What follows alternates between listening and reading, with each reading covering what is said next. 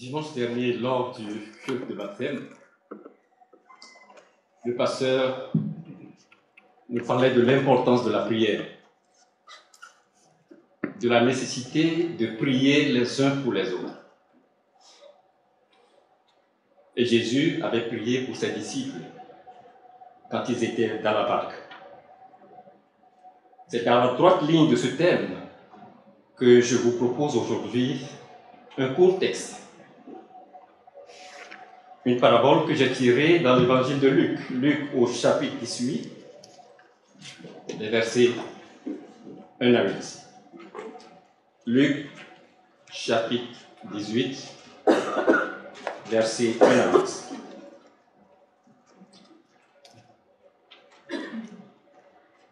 Pour montrer qu'il est nécessaire de prier constamment, sans jamais se décourager,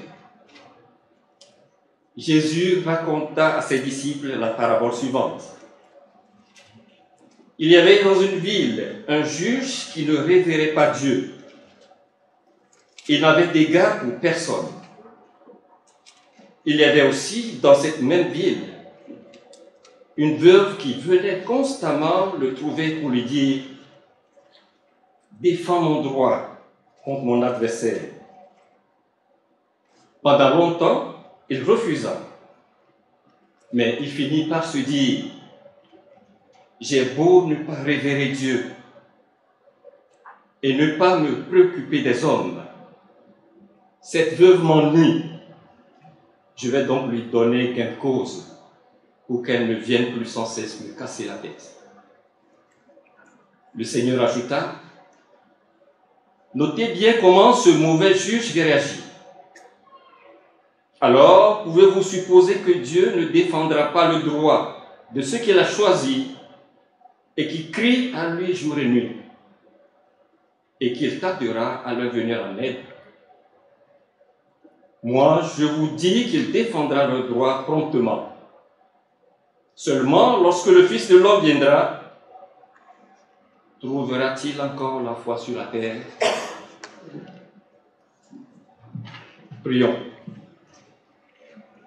Seigneur, c'est un véritable privilège de nous retrouver encore en ces lieux, dans ce temple, pour t'adorer, pour te louer. Après cette longue période d'interruption, une période faite de doutes, d'incertitudes, comment ne pas te louer, Seigneur, et contempler toute ta grandeur? Conduis-nous dans la compréhension et la méditation de ce texte et aide-nous à redécouvrir notre attitude face à toi. Seigneur, nous te demandons de fortifier notre foi pour la gloire de ton nom. Amen.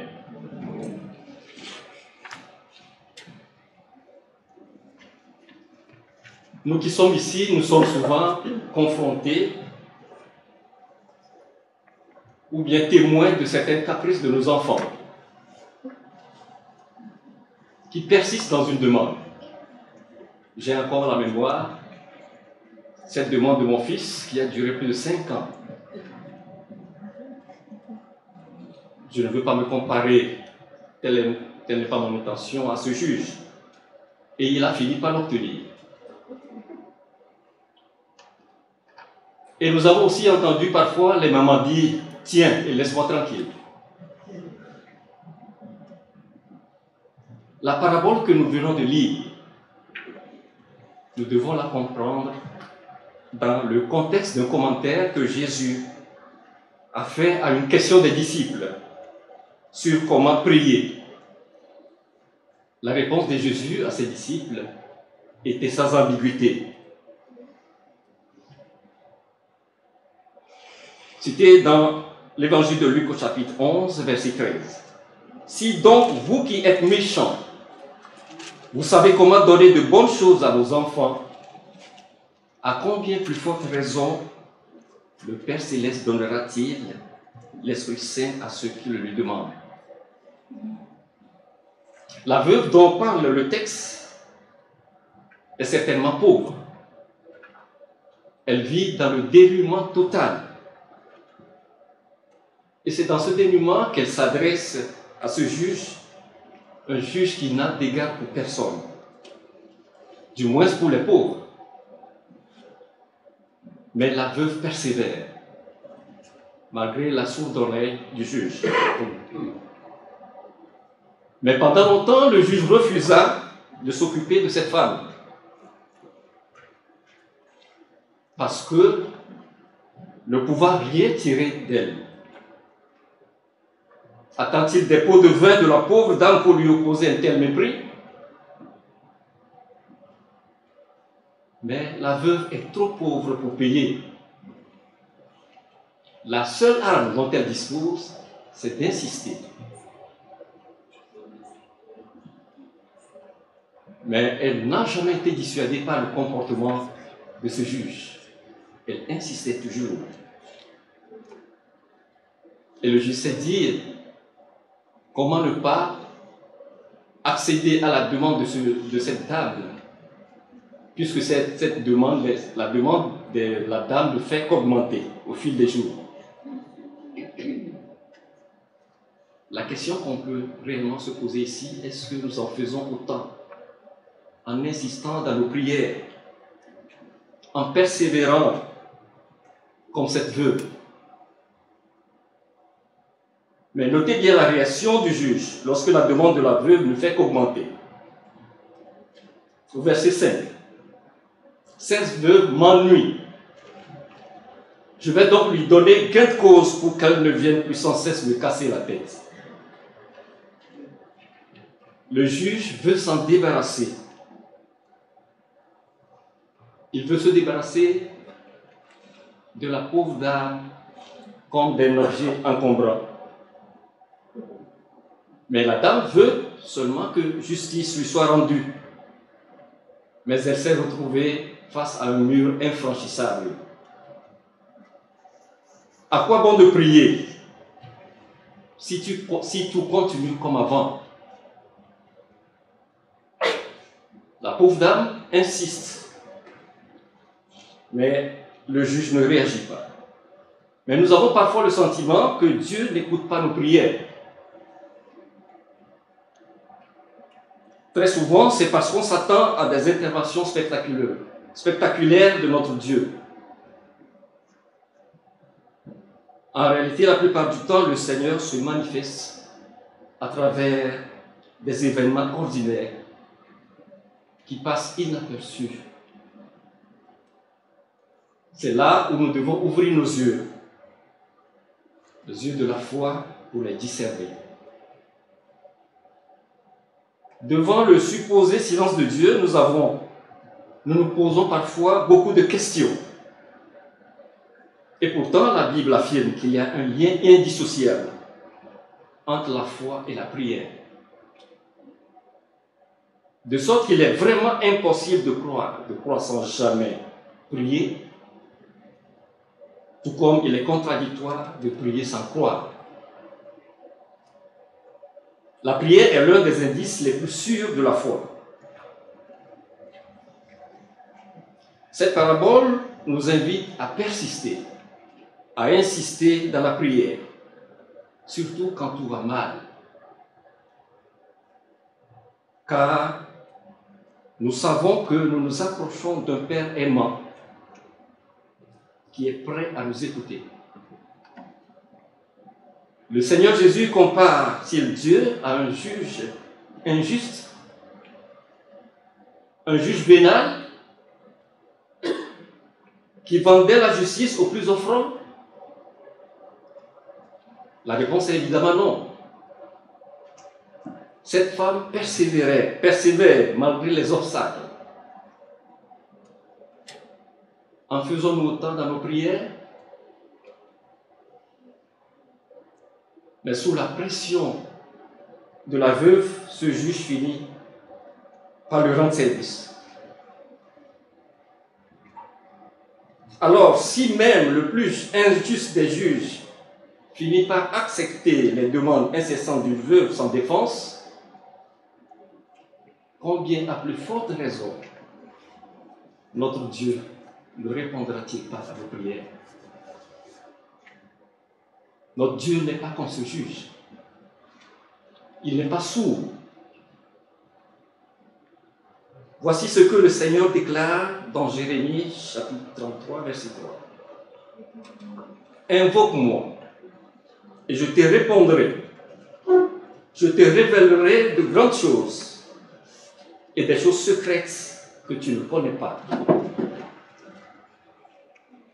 Le Seigneur Jésus nous invite à prier continuellement, sans nous décourager. C'est vraiment un privilège de savoir que nous sommes choisis par un Père qui nous aime et qui demande à ses enfants de crier à ses oreilles jour et nuit. Crier à ses oreilles jour et nuit. Incomparable.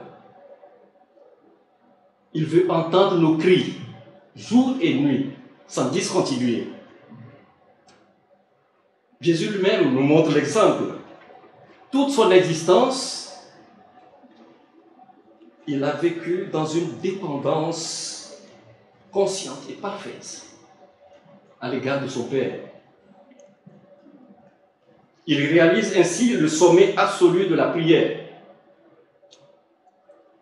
la communion consciente de tous les instants avec son Père, à qui il se livre totalement dans l'amour et à qui son Père lui soumet toutes les directives. En ceci, la communion de Jésus avec son Père se révèle comme le modèle parfait de toute prière. Être en communion avec notre Dieu, jour et nuit, crier à ses oreilles. Est-ce que nous sommes prêts à entendre les cris de nos enfants jour et nuit? Mais Dieu nous le demande, criez à mes oreilles jour et nuit.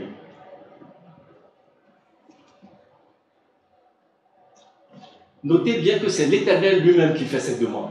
Criez à mes oreilles. Crier à ses oreilles, c'est soumettre nos besoins à Dieu. Et nous avons la pleine assurance qu'il va nous répondre. Dans le silence, parfois, en contemplant sa grandeur. Dieu n'a jamais fait la sourde oreille comme ce juge unique.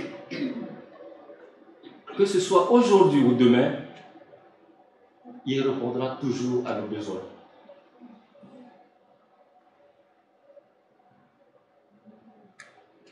Il y a donc nécessité de ne jamais perdre courage, de persévérer. Et c'est certainement l'un des plus grands défis que nous devons relever pour notre foi. En persévérant dans la prière, nous apprenons à faire confiance à Dieu. Nous prenons le temps de le remercier dans sa bienveillance. J'aimerais soulever deux caractéristiques essentielles de la prière au travers de cette parabole. D'abord, que la prière est une arme efficace contre le mal. Je vous ai invité à lire dans Exode 17, les versets 8 à 13.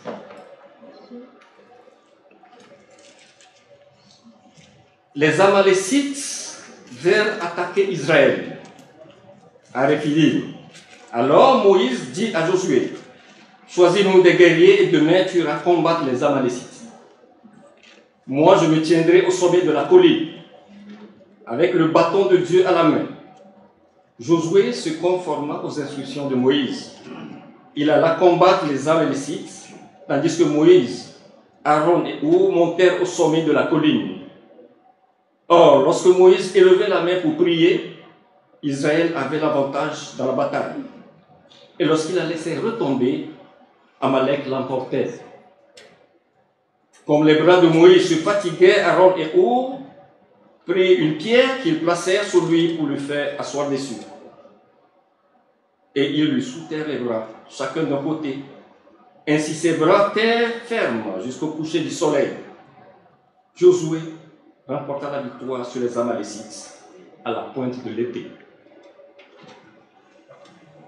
Cet événement se situe peu de temps après le passage de la mer Rouge et constitue l'un des tout premiers combats des fils d'Israël dans le désert.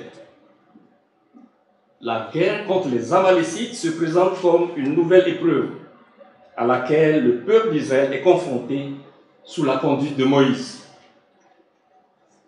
Pendant que le peuple de Dieu était aux prises avec l'ennemi, l'homme de Dieu, la main levée, intercédait pour lui auprès de Dieu. Toute la bataille est centrée sur cet homme pour défendre la victoire. Mais quand Moïse tenait la main levée, Israël était plus fort. Quand il la faisait retomber, Amalek était le plus fort. Mais grâce à un habile stratagème, les mains de Moïse demeurèrent levées par Aaron et Our jusqu'au coucher du soleil. Et Josué triompha des Amalécites au tranchant de l'épée. De cette histoire hautement édifiante, on peut retenir que la prière est l'arme la plus efficace dont dispose le croyant dans sa lutte contre l'adversaire. Mais il n'est pas toujours aisé, facile de prier, d'où la recommandation que nous trouvons dans 1 Thessaloniciens 5, verset 17. Priez sans cesse. Priez sans relâche. L'apôtre Paul dit aux Éphésiens, faites toujours vos prières et vos demandes par l'Esprit Saint. Soyez bien attentifs et priez toujours fidèlement pour tous les chrétiens. Tous ces passages de la Bible et bien d'autres encore nous montrent combien il est important d'entretenir une communion constante avec Dieu. Par Jésus. Prier sans cesse n'est pas une récitation ininterrompue de pétitions et de demandes.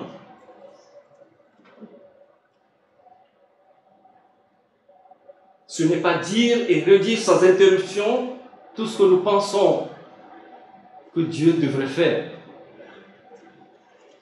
Prier sans cesse, c'est respirer Dieu. C'est comme aimer un être cher, qu'il soit loin ou soit proche. Qu'il soit loin ou soit proche, nous ne cesserons jamais de l'aimer. C'est avoir une relation d'amour avec Dieu. Notre esprit doit rester en communion avec lui, quoi que nous fassions. Prier, c'est d'abord donner du temps à Dieu. Dans un monde où tout va mal, dans un monde où tout nous pousse à nous attacher à des biens matériels, dans un monde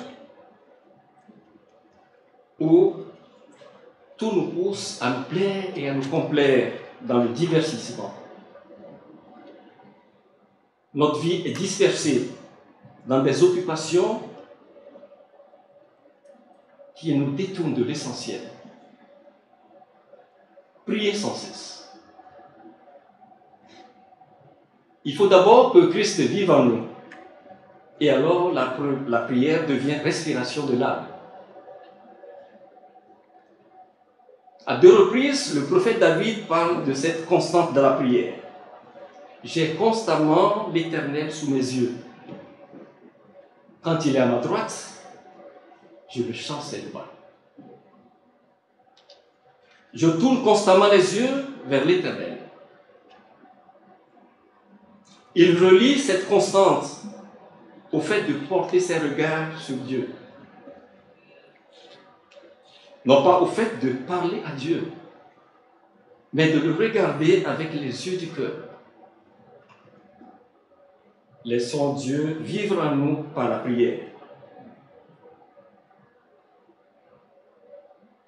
Jésus est confiant dans la défense de son Père pour ceux qui sont dans le besoin. Est-ce que nous le sommes aussi en priant pour la résolution des situations injustes? La persistance de ma prière décrit la profondeur de mon besoin. Et cette histoire nous rappelle que pour beaucoup de gens qui ont été lésés, une grande persévérance est nécessaire afin d'assurer leur droit.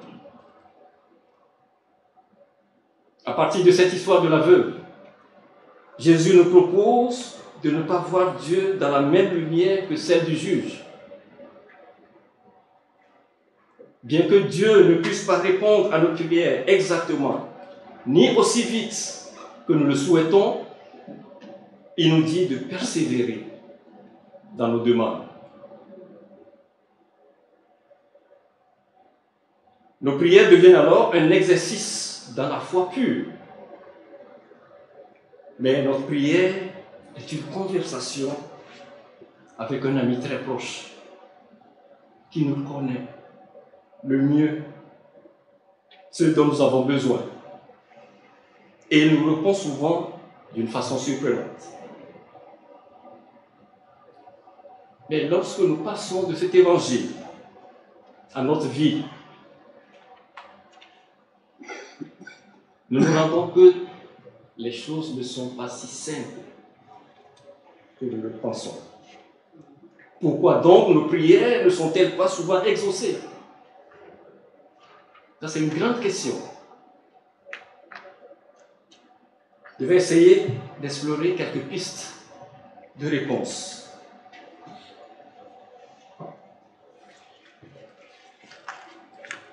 Parfois, nous nous attendons à des interventions spectaculaires de Dieu.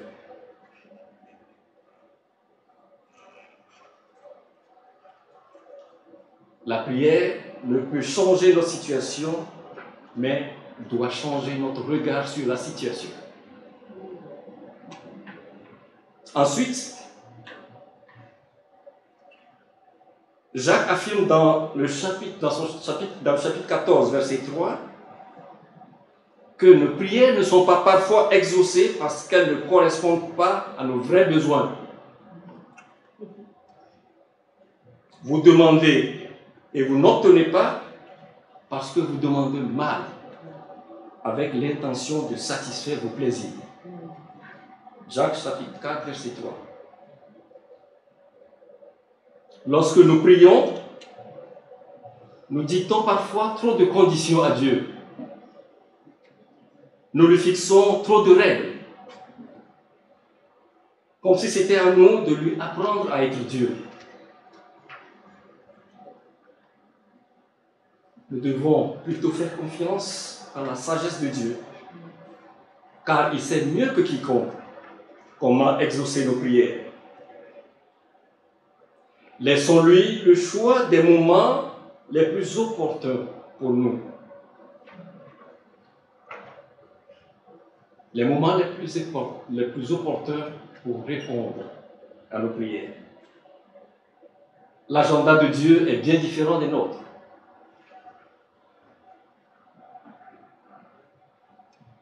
Il reste une question fatidique à laquelle nous devons aussi répondre.